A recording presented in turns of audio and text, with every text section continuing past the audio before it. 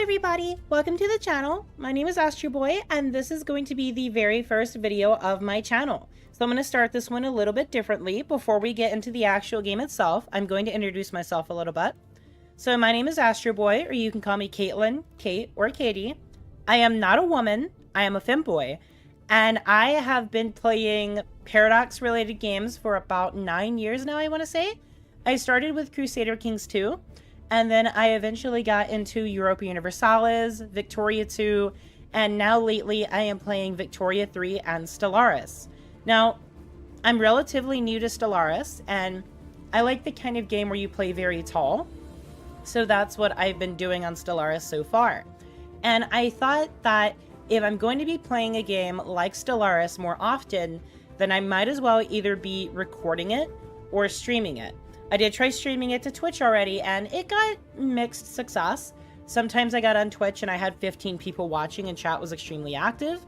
And then sometimes I got on after that and I had no viewers whatsoever. So I decided that I'm going to give YouTube a shot. So now that I've introduced myself, feel free to introduce yourselves in the comments and I will get to you as quick as I can. In the meantime, we are going to start a new game of Stellaris. I've deleted all of my custom empires except for one. So if we go to new game, we have United Nations of Earth. And yes, there is the original United Nations of Earth, but I have decided to go ahead and remake it in my image. So we are a moral democracy, and I think I'm actually just going to go through each slide individually. So we did take the humanoid species and portrait, specifically the modern human one. And I decided to go with xenophile, pacifist, and egalitarian. We are a moral democracy, and our civic picks are Beacon of Liberty and Free Haven. Our origin is prosperous unification. I know that everybody says that that is the worst one to pick, but I play very suboptimally. I play for fun, not to min-max everything.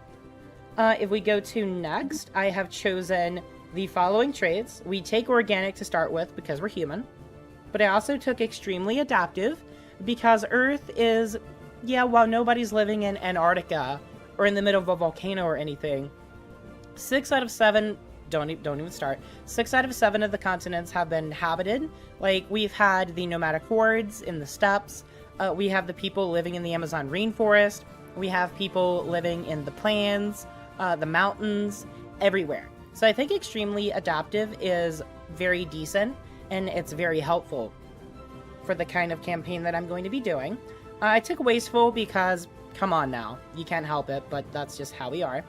I did take psychological infertility, and I think that makes sense because if you're in the middle of an active war zone, I think that the thing you're going to have on your mind the least is making babies. So I thought this would be a realistic one to pick.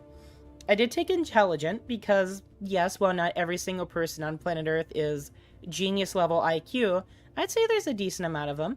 So we could say that intelligence is what propelled us to the stars. Kind of self-explanatory, but you know. And then I did take deviance as well, because there's been a lot of rebellion throughout human history. So I think deviance works out. I did take regular UNE, I took humans UNE, and the ship prefix is UNE. Species name human, species name plural humans, you get the idea. I do have a mod that gives us a lot of different planet types, and I did take the regular continental one for now to start with because, you know, our planet is a regular continental Earth planet, and I took home name Earth, star name Sol, and our starting solar system is the large Sol sector. I did take the original advisor voice. I usually play with xenophile or egalitarian when I'm doing these tall campaigns, but I just decided I'd stick with original for the very first playthrough. And just in case you're a older player and you haven't used original in a while, could be kind of nostalgic. The flag that I went with was this one. This is the human one, which it has the little stars in the circle and then the Roman wreath. And this is very basic, but I chose the circle and then a white background with kind of like a baby blue interior circle. And the city, I took the very futuristic space station kind of color, and then I just took For city, I took reptilian because I think it's the most design and still looks like something that humans could live in. I don't really like the design of this. I just think that this is impractical. Mammalian is really cool as well, but I use mammalian a bit too often, so I decided to go with reptilian this time. There is something to be said about cybernetic, but cybernetic honestly looks a little too grimdark for what we're trying to do. This would be really nice for a corporate kind of playthrough. And Machine City, it looks a little too futuristic. And then there's one more that I really like, the Solar Punk one, but I don't see it anywhere. Toxoid's okay as well, but not for this kind of playthrough. But there's supposed to be a Solar Punk... Oh, here it is. The Solar Punk City looks really nice as well, but again, not for this kind of playthrough. So we're going to take the Reptilian City. And then the ship sets, I did take Reptilian because it's one of the only ones that actually have color to it. Now, that color is very basic because I have the white background on my flag, but, you know. And then I did take, for the ruler, we have Katelyn Morgan. That's me. And I didn't change this. You know what? I will change it, actually, though. I'm going to change it from Prime Minister to President. We'll say instead of being a parliamentary republic, we're just a regular presidential republic. These are the options I went for my character. And for ruler traits, I went Spark of Genius.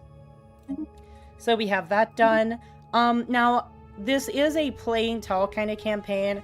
Since I'm relatively newer to Stellaris, and I like to play with more, like, cozy vibes, I did take 7 to 15 random AI empires, 2 to 4 advanced AI starts, 2 to 4 fallen empires. I did randomize them. If we go to advanced settings, I have a lot of these lowered, but I'm going to change some of them.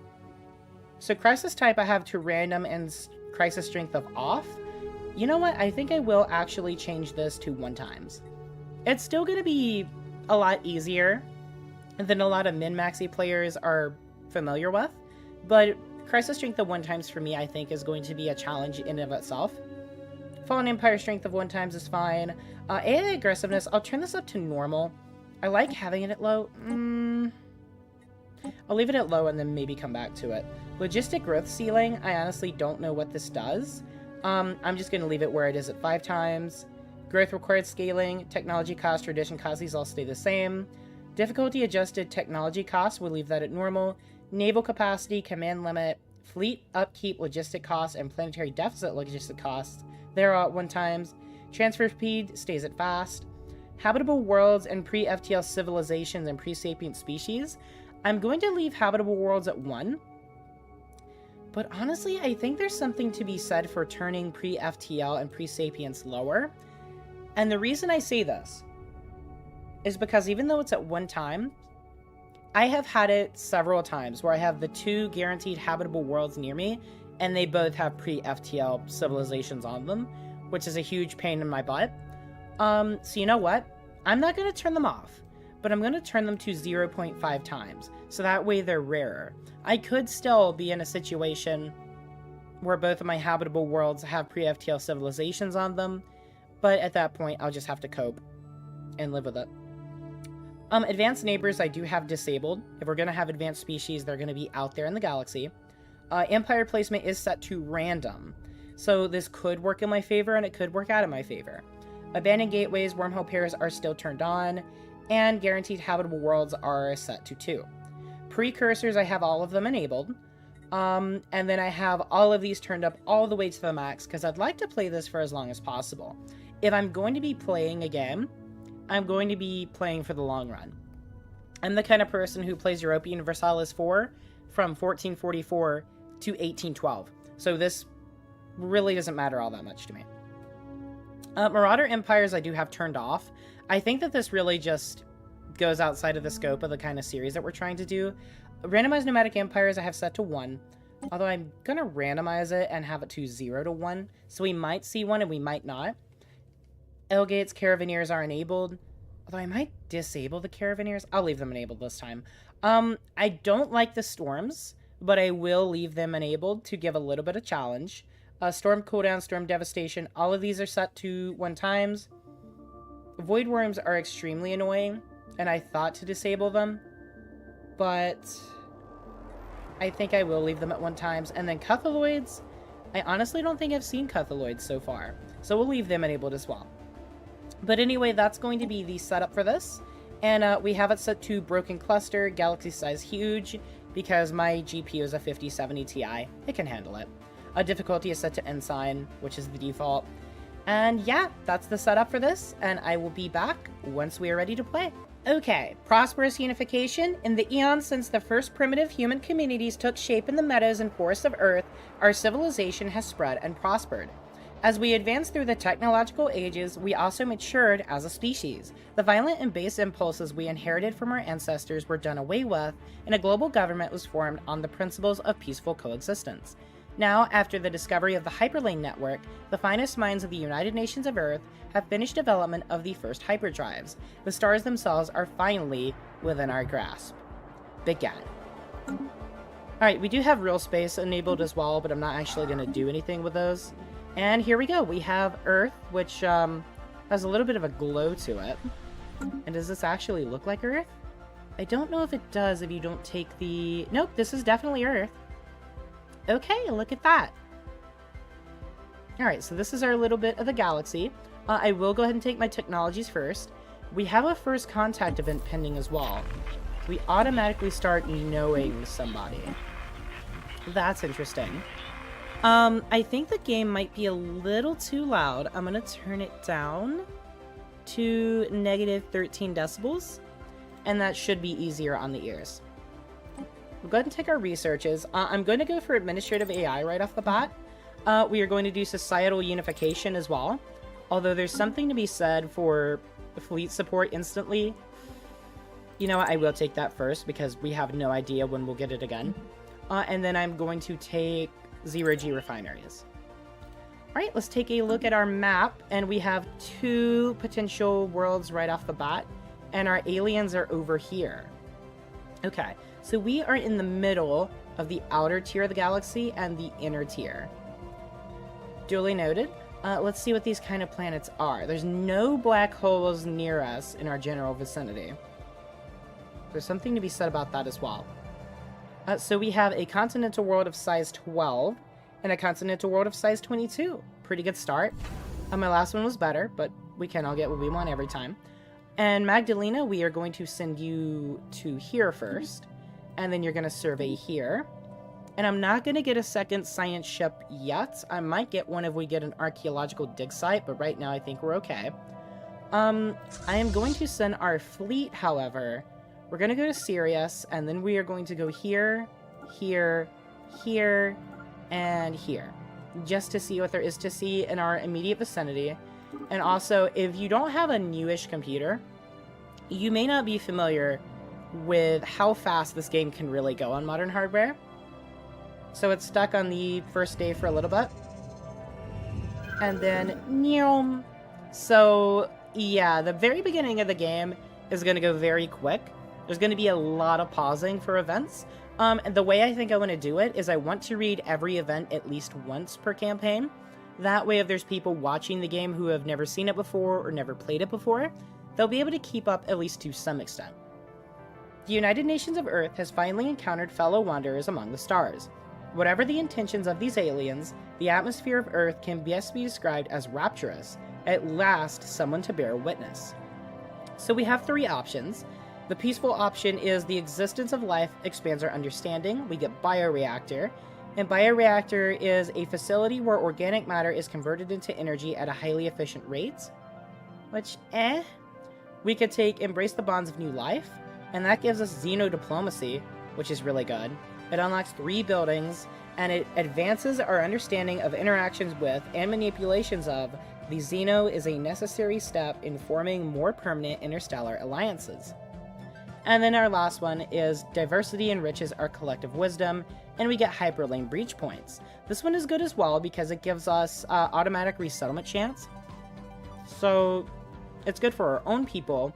If any of our planets either run out of jobs or the happiness goes too low and there's people need to relocate. But it's also good for people you have migration treaties with. But I think in this case, we're going to take xenodiplomacy. And now we can look over here. We can take an empire focus. And since I want to play tall, I'm going to take development, which we're actually already on. So that's good. And then this construction ship, I will have you go ahead and build these 2 mining stations. And then I'm gonna buy, let's see, we're just gonna wait and gather up some minerals.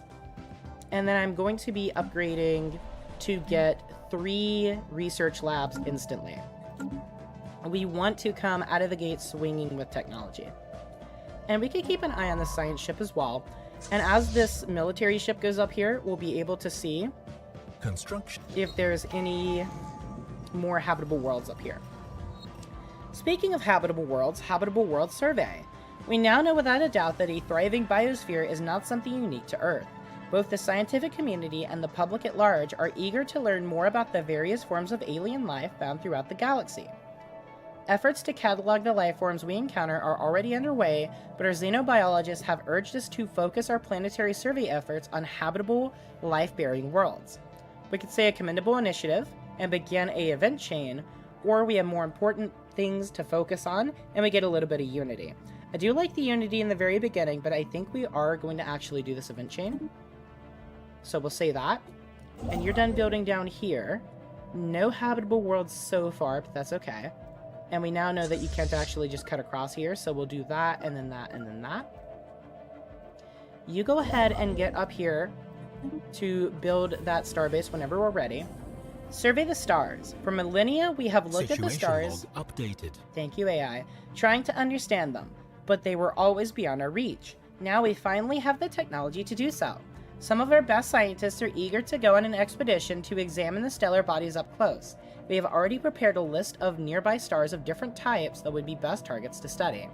So we could say, let's see that list, and it's an event chain, or our best scientists have other important things to do, and we get a little bit of influence. But I'm going to say, let's see that list. Situation log updated. Now we could take our first tradition, and the first tradition I think I'm going to take is discovery, because discovery gives research alternatives, which is mwah, chef's kiss. It also gives survey speed, science ship disengagement chance, which is amazing. Research subsidies, and gives resource produced from research stations and research from starbase constructions increased by 20%, which is so good. It also gives us polytechnic education. Scientist upkeep and experience gain is meh. Scientist experience gain can actually be a trap if you're low on unity, which we will be at some points of this campaign, but we have to take it to get to entertainment labs, which gives us amenities per 100 researchers. And then research jobs from district specializations plus 20%, which is really nice as well. So really the only bad one here is polytechnic education, and it's not really that bad, it's kind of just meh. So we'll take that first. Council agenda available. And then we will wait to start speccing into that. Show me a habitable world, please. Nothing yet. I'm going to go ahead and get ready to build our first colony ship and send it up to Sirius 3. And we did just scan it. It is 90%. It has hazardous weather. This world suffers from unstable weather patterns, with violent storms frequently appearing out of nowhere to wreak havoc on the surface. It's a moss world, so that sucks, but it's still 90%. Could be a lot worse. And we have our first tradition. I am going to take Science Division first to make the most out of those research alternatives. And we have an anomaly. We are receiving a weak signal from the surface of this planet, Series 4. The source appears to be some kind of tracking beacon.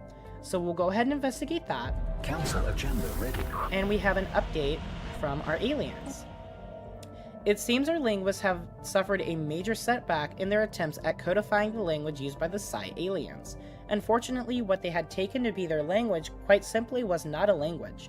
In her report, Envoy Apurva Bandari states that after days of investigating the matter from every angle, the linguist finally concluded that it was in fact probably an attempt at music. So we lose 2 insights. It's only difficulty 6, so I'm surprised she had that.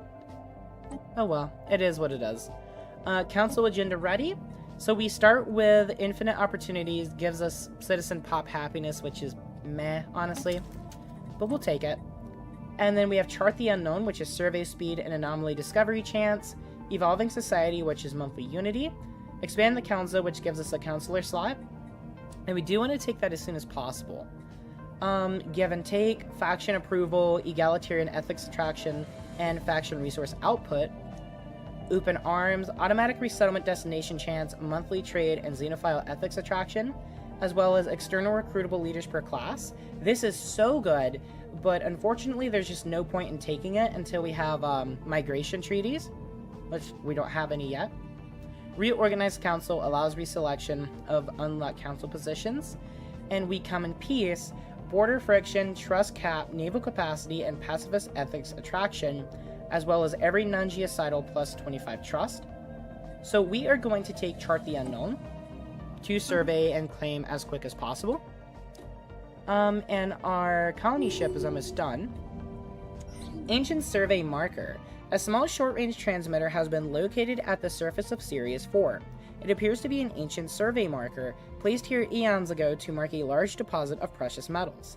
The miners it was meant for evidently never arrived, as the deposit is still here. So we get an ancient mining transmitter, and we get 4 more minerals to this system. System survey complete. You just finished scanning that. I was wondering when you would. We have a volcanic world up here, which we can't actually do anything with for colonizing yet, but we could look towards terraforming that in the future. So I'm going to build another colony ship next month, and we'll go ahead and build that. We have that system surveyed. Available leader traits. So our head of research and our scientist is ready to be leveled up. Anomaly discovery chance is always really nice, so I will give you meticulous too. And that is our big one. Complete. This volcanic world is big as well, but Okay, traditions available. We will take to boldly go for survey speed. Can never have enough of that. And we can see 61 Cygni, but there's nothing colonizable here. You're not doing anything now, so you go here, here, here, here, and then here, as well as here, and see if there's any more colonizable worlds for us. President Katelyn Morgan is leveled up. So I'm going to give them Spark of Genius because of research speed, but we also have Mining Rush, which is minerals from jobs, and Champion of the People, which is happiness. I'm going to take Spark of Genius so we can get more gooder research faster. And I'm going to go ahead and get to work on those research labs. We're going to make 3 of them right off the bat. The Yut Empire.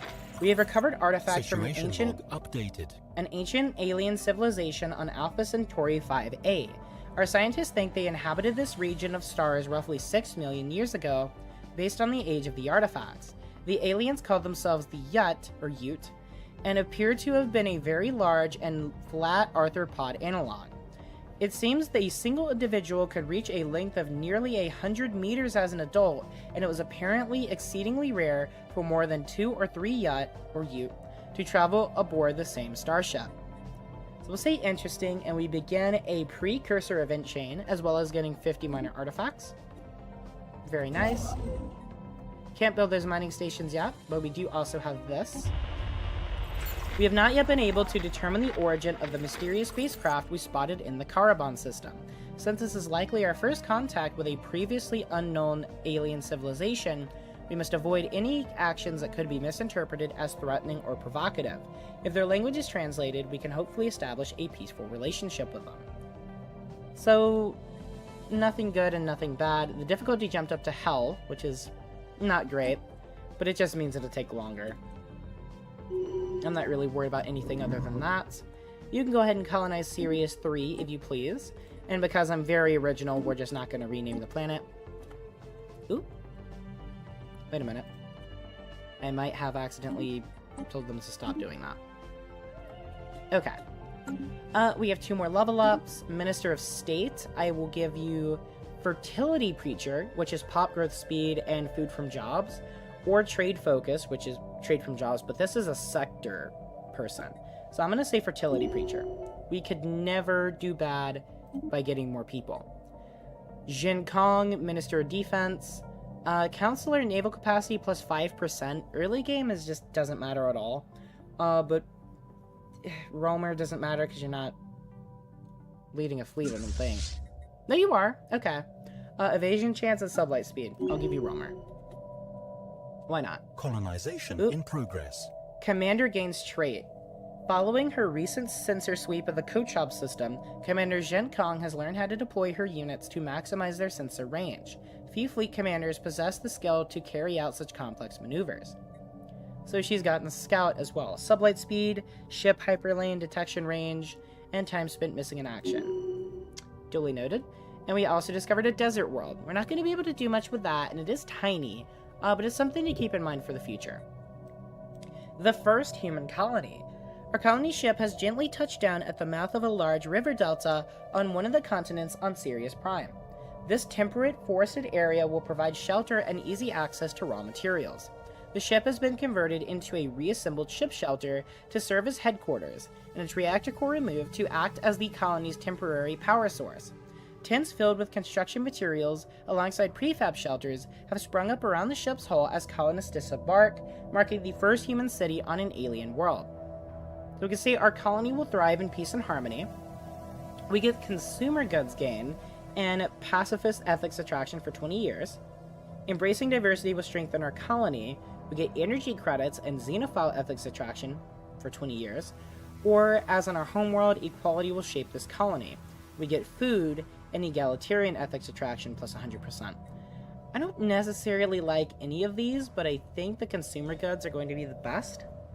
So we'll go ahead and take that. Okay. What do we have here? 90% again. Unstable tectonics. The world has very unstable plate tectonics and is prone to massive earthquakes and volcanic activity. Well, that blows, but not really much we can do about it. Go ahead and move over here and get ready to build the starport here. And then I guess we're going to check all of these for resources. There could potentially be a habitable world in one of these systems, but I kind of doubt it. Okay, empire size is already 70. I think it did go up 20 from our new colony, and it's going to go up even more with this one. Although this one is smaller. Anomaly found. And we get a new anomaly. Proxima Centauri B's peculiar orbit around its red dwarf star renders the planet tidally locked and potentially worthy of further investigation. So we'll go ahead and investigate that. And new tradition available. We will take databank uplinks for the research subsidies. And as a matter of fact, I think we go ahead and just take them now. Let's go to government, open edicts. Research subsidies is 21 unity. So the way this works is we have an edicts fund. If you are under your edicts fund capacity, it doesn't actually cost you any unity. Since this one would be 21, then it would cost us 1 per month, and it costs us a flat 21 to start. So we do need a little more unity. I just have to wait 1 more month, and now we can take research subsidies, and as you can see, yeah, it's only using 1 unity, so we're still making a profit of 17 every month. Now this gives us upkeep increase per physicists, biologists, and engineers in trade, but look at the efficiency that we get from it. Really nice. Really nice indeed. As a matter of fact, we can go ahead and look at our technology. So yeah, they're going a lot faster now with that combined with our research stations. Proxima Centauri B. For as long as we humans have been able to look to the stars for new homes, Proxima Centauri B has been a naive dream, a place we would look to with optimism, a new home. Sadly, as our telescopes got better, we realized that the planet would probably be a tidally locked, frozen hellscape, a theory which we have confirmed today. There is hope, however. This world has all the building blocks necessary for a habitable planet. It just needs a slight push. So we can say thank you for inspiring us, Proxima Centauri B. This is unique to that actual planet. And it gives us 206 unity gained, and it becomes a terraforming candidate. And this happens either way. Or we can just say another exoplanet added to our growing list. We'll say thank you for inspiring us. Okay. System survey complete. And I was just about to ask when you'd be done here, but now we know. We do have some things to research, so I'm going to go ahead and get that second science ship. And I will send you down here to survey. You can go ahead and build that outpost. And I will get some minerals so that you can start building up things around here. Especially with that 8 society research every month. Oh my goodness, that's good. Okay, UV SETI has no habitable worlds, but hopefully it has some good resources. So you're going to build the research stations here and then the mining stations. That's going to cost us 1,000 minerals, complete. which is nuts, but it is what it is. And you are done, so I am going to start sending you in this direction. Here, here, here, here, here, here, here, here, here, here, here. That should be good for now. We got our 0G refineries. Let's go ahead and take ceramo metal or improved Corvette hulls. I think improved Corvette hulls, honestly. We'll go ahead and take that. Dunkishan. And found. we have a new anomaly. That is precursor civilization stuff, and it takes 2,400 days. We're going to leave that be for now. We'll go ahead and take this new scientist. And let's see. Survey speed, sublight speed, daily hull regen, and daily armor regen. For a scientist, that's kind of weird.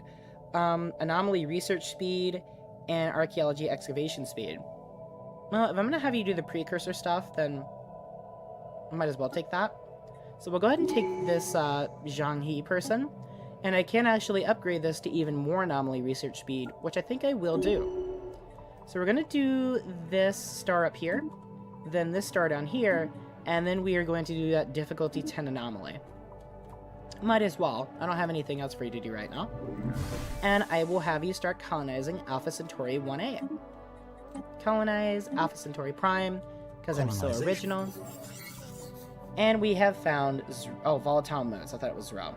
The UNE Sojourner discovered a previously unknown strategic resource dubbed volatile motes in the UV SETI system.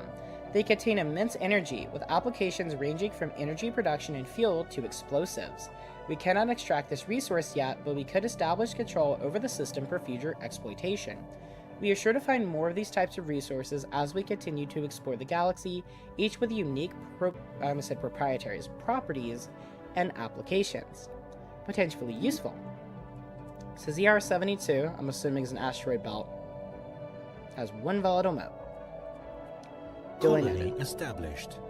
Alright, I did get administrative AI. Let's go ahead and take 0G laboratories for resources produced from research stations.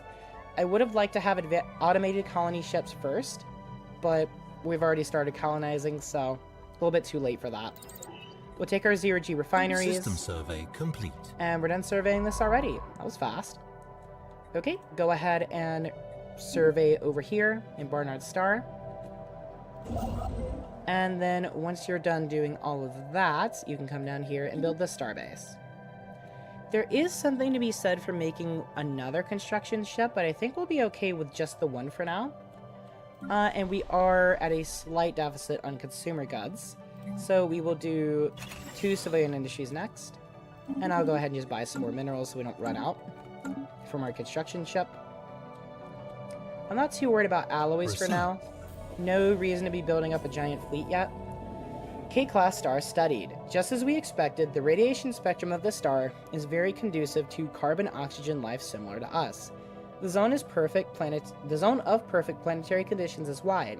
We should look for those stars in the future as they tend to have the highest potential for having colonizable planets. So we say, okay, get a surveyed star, and society and physics research. Very good. We will go ahead. We have 5 options. I need to go ahead and take...